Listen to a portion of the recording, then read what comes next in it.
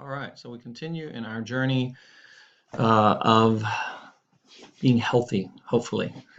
I hope everybody's doing well. We're going to look at research and actually specifically some of the challenges when it comes to research, researching the differentiation process and really Bowen's theory altogether. Okay, so he had his famous 5-year study, brought people into the psychiatric hospital, brought families in, primarily moms. I think at some point later on he began to say, dad's significant too. Yeah, no kidding. Let's bring him in as well as much as possible. And I think this was done in like the 60s, and you couldn't do this in a psychiatric hospital today. It's just like, are you kidding? That's just crazy. If somebody mentioned that, doing that, they'd be like, yeah, no. It would be incredible. It would be extremely beneficial and exciting to be able to work with the whole family together, as opposed to just one individual that's suffering from some kind of a mental illness. So it really is kind of a famous project. And this was where he really took his hypotheses, plural, and modified them. And the good thing about Bowen is he was not so prideful that he wouldn't make changes. Sometimes uh, really powerful, really intelligent people will get bullheaded and arrogant and, oh, I'm just going to make this fit, and this is the way it is, and this is the way it works, and here we go. But he didn't do that. He was able to modify and test and verify. If it didn't work, he would change it in a heartbeat, which is really really cool, really good. So this first, I just actually just found this little diagram and I was like, oh, that's perfect, it's amazing. I don't even know what I typed in, but I was like, that is so cool. So this 5-year study would be what we would call theory formation. It is an exploratory process where you just try stuff out. If it works, great, keep it. If not, let's modify it or change it. Once things begin to match up with reality and you get some solidity in your theory, then ongoing research beyond that is theory validation, and that's been going on ever since and continues to go on. So, and does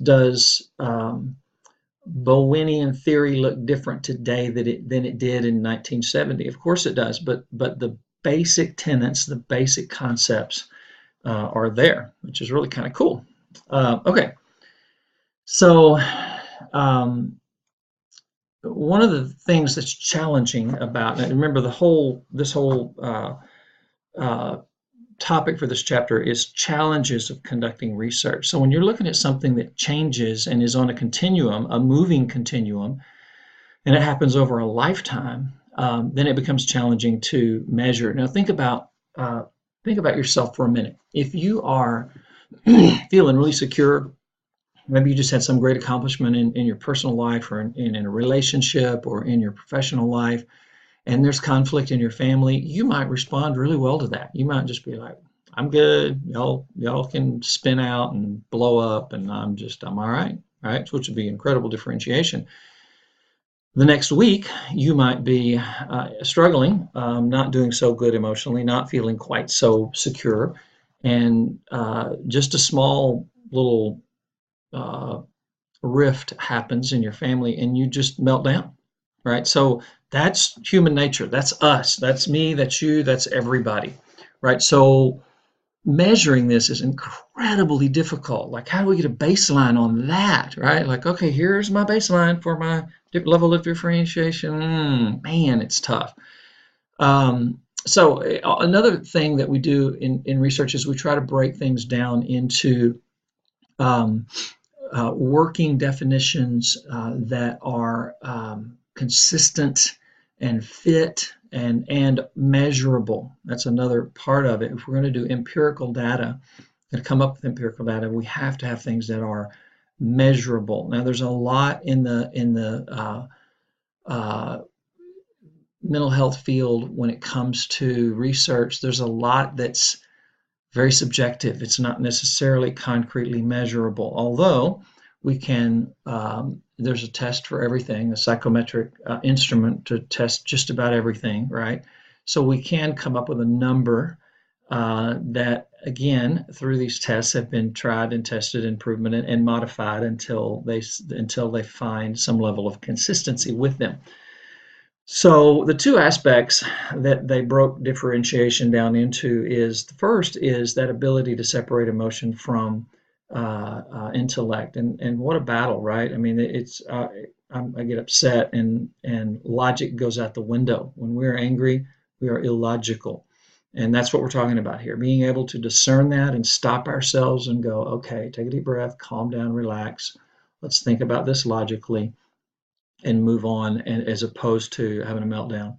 The other aspect is the degree to which we separate or differentiate from our family. And again, we're not talking about cutoff, although that is a term in Bowen theory. I'm just talking about being able to, somebody else is upset and I'm okay with that. I'm going to be at peace. They're upset.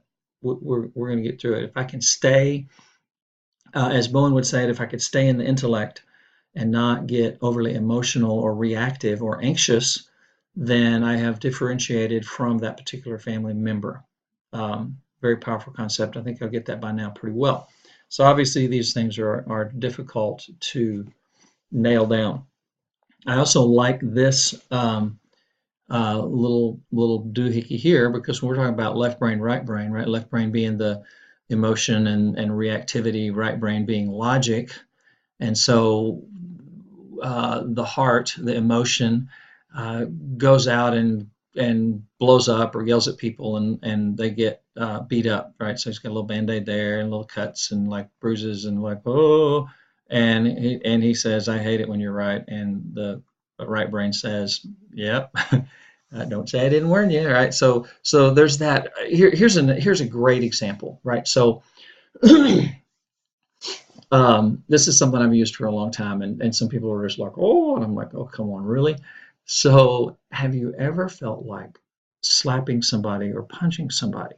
Oh no, I'm a sweet little Christian girl. I would never feel like slapping somebody. Really? Maybe you wouldn't now, but have you ever? Yeah, probably so. I know I have. So in that moment, my emotion is screaming, yeah, hit him. My intellect is saying, this is not going to work out well for you if you do. So henceforth the battle. And from a Christian perspective, we could also talk about the battle between walking in the flesh and walking in the spirit. And oftentimes it's really not, that's not a perfect parallel, but oftentimes there is a parallel there. Okay, so there's a positive correlation between these two. Let me back up. What do you mean between these two? Between these two aspects of differentiation. So the the better control I have of my emotion, and the better I differentiate between intellect and emotion, the better differentiation I'm going to have with family members and I say and other relationships, right? Because this is applied to work relationships, personal friendships, the whole 9 yards, right? So we tend to take our patterns, our relationship patterns with us everywhere we go. Gee, imagine that, right? I know y'all know that. So positive correlation, meaning that they both increase, right? So as my ability to differentiate, separate emotion from intellect increases, so does my ability to differentiate from my family members. That's positive correlation, and these are research terms. Negative correlation would be if one thing goes up, the other thing goes down. So, for example, the more I work out and the healthier I eat, that goes up. My weight goes down, right? So that's that. That's called a negative correlation. That's just a little side note for you there. Okay, so it is. It's good if we can put a number on something, but it's extremely difficult to do. And the textbook, y'all know by now about the 0 to 100, 0 being horribly no ability to differentiate either emotion or intellect or differentiate from family members. And again, those two go hand in hand. But so we have. There's been a lot of work done on that so that we can put numbers on that and put people in categories that fit at least within a bracket of 10 to 20, 20 to 30, those kinds of things, in which there's an incredible example of adolescence in the textbook. I had it had that spot, I thought, but sorry. Somewhere page, yep, here we go, page 310, starting 310. So it takes you through the 10 to 20 adolescent, the 20 to 30 adolescent. So these are profiles, if you would, characteristics of individuals at different levels of differentiation, which is how we plug people into a number. And again, why a number? Because you can compare numbers and you can do empirical data, you can do research and get empirical data when you have numbers. Sorry about that. Another thought, if you're in a research design class, is to do a qualitative study, which is like you would sit down and interview someone and come up with the themes and the primary points. Again, that would play into this on page 310, where you would get some of the verbiage for that to help categorize people. And that's non-numbers. That's not numbers. That's not empirical. But for the purposes of this study and these studies in this textbook, we're really looking at empirical data because that's what they've talked about research being done on Bowenian theory. All right, so you're going to, if you're going to research this, right, you're going to observe behavior and or symptoms. You can observe it, but you can also have people tell you about their behaviors and or their symptoms. And both of those work for research. Now, people could lie, but you can weed that out. Usually you get enough people that are honest about what's going on with them and what they're feeling and what they're thinking and what they're doing, that the handful that lie won't throw your results off too terribly much. So if you do 100 people and 5 people lie, and I say lie, maybe they're just their perception is off, a little bit in terms of how healthy or unhealthy they react to family members, then that's not going to throw off the study horribly. And the more you do, right, if over the years, we've got thousands, right, of these that we put together and say, okay, yeah, we have some pretty consistent patterns here. This very much long-term, up-close observation, henceforth his 5-year study, right? Consistently trying to identify patterns. This is clinical research. I mean, this is in the counseling office with the families, working with them, observing, taking notes, those kinds of things. And it is difficult, and it's long term. It is pricey. It's very challenging. Let's see. I think I've covered all of this. Yeah, the detailed profiles. We talked about that. And he's not only done it on adolescents, that was an example in the textbook, but also on adults. All right. So I didn't really find exactly what I wanted on this continuum scale, but if we could put a 0 here and a 100 here, and you've got your continuum. One of the things that we've talked about is they want to find there's what's called a functional range and a basic level, right? So basic level would be like an average of how I tend to react, right? So if I'm just almost always, man, I'm cussing you out, yelling, screaming, this is a bunch of crap, and rah, rah, rah, and running out of the room, slamming the door, going off for a drive, and peeling out, and okay, I'm way down here somewhere is my baseline, right? That's my basic level of differentiation.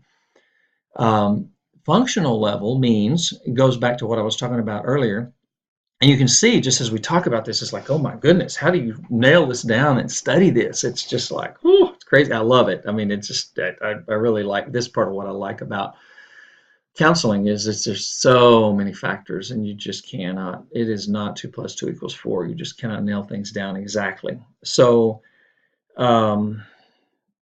functional level would have to do with, I may most of the time be down here, but again, I may have a good day doing well, and I may measure up here somewhere, right? So there's those two different scores that a person could have based on how they're feeling that day or based on what's going on in their life. Yeah, I mean, you get that some days we just have great days, man. I mean, I'm excited, life is good, I'm on top of the world, I got this, right? And it's hard for things to trip us up when we're in a really good place like that. So that changes the score, and he would call that a functional range. So in terms of how we actually function, it's all over the map. It's back and forth, but um, emotional reactivity, uh, uh, kind of your average, is going to be your basic level.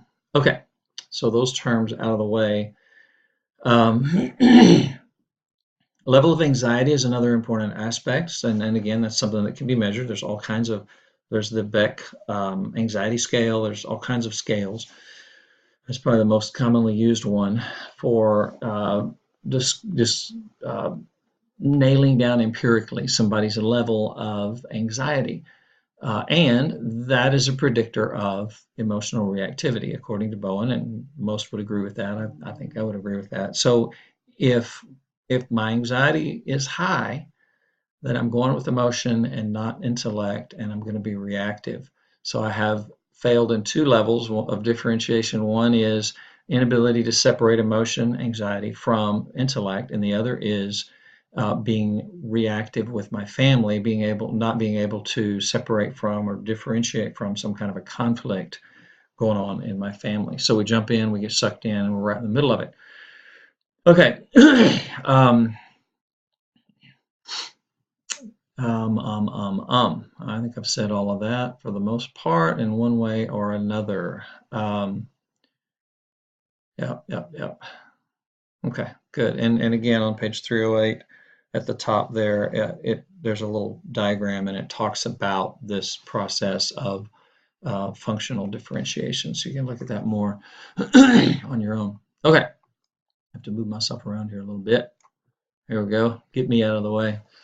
Okay, so we want to evaluate someone's level of differentiation. So we're going to start by assessing the level of stress that a family has and the degree of reactivity of different ones of the family members. How quickly do they recover, rebound, adapt to stressful situations? And all these things are measurable, right? Therefore, they can be compared, which is what we want to do in research. Um, I already touched on the adolescence. I get ahead of myself. I just start talking, and there I go.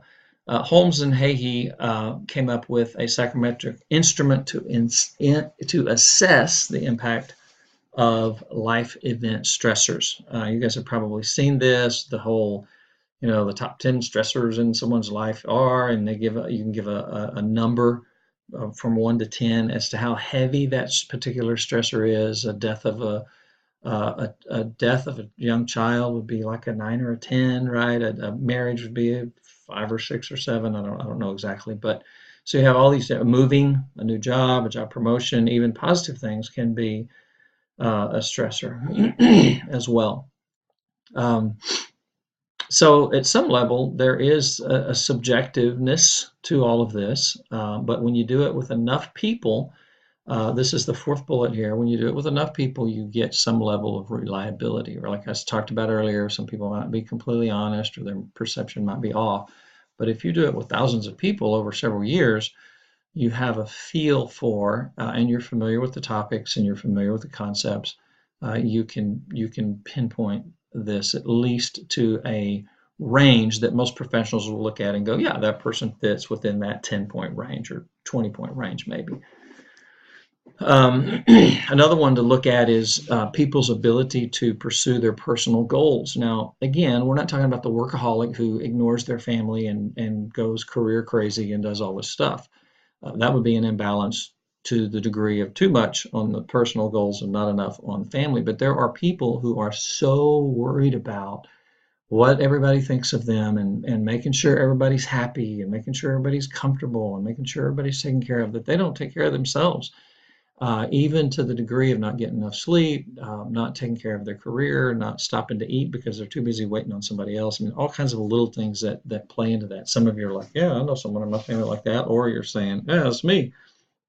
My mom we would have a dinner, and my mom we're like, Mom, sit down and eat. My goodness, she's up getting tea for people and getting more food for people and doing stuff. And we're like, oh my gosh, just crazy.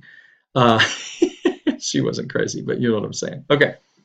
So let's see. There is this tug within all of us between individuality and togetherness, right? So this desire for relationship and connectedness, it's strong within us. I believe God put it in us. I just love the evolution.